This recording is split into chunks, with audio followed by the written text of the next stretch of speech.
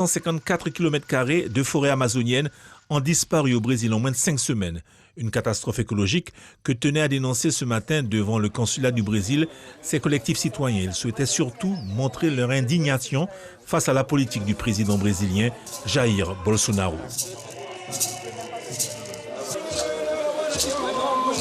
Nous sommes liés tout autant plus que tout le monde en tant que peuple autochtone, puisque je rappelle aux pays qui ont colonisé les États de l'Amérique du Sud, que ce soit du Nord aussi, que nous, normalement, on n'a pas de frontières. Le chef Raoni a lancé un message de solidarité, donc c'est ce qu'on fait aujourd'hui au niveau de la Guyane. Ce qui se passe actuellement entre l'orpaillage illégal, les feux, l'Amazonie qui brûle, c'est tout un patrimoine qui s'en va, qui est mis à mal et que nous devons de toutes nos forces préserver. Parce qu'effectivement, il y a un décalage entre ce que veut la population de toute la Panamazonie, même en Guyane française aussi, et les politiques.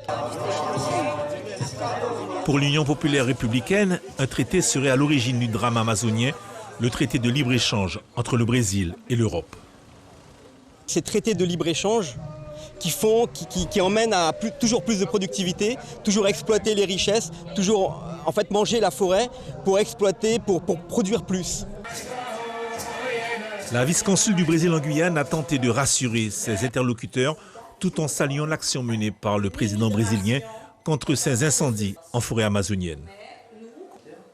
C'est pour ça qu'on partageait avec ils les actions concrètes et les résultats qui se déroulent au Brésil maintenant. Le feu, c'est sous contrôle. Les images de satellites nous montrent qu'il y a des résultats positifs et on continue à faire des efforts avec notre organisation institutionnelle et gouvernementale pour combattre le feu, les incendies. Par rapport aux incendies qui se déroulent actuellement au Brésil, est-ce qu'elle ne vous a pas donné des assurances ? C'est écrit noir sur blanc. Donc après, tout ce qu'on voit, tout ce qui est médiatisé dit autre chose. C'est vrai qu'il y a des actions qui viennent d'être actionnées, mais qui n'est pas totalement maîtrisées.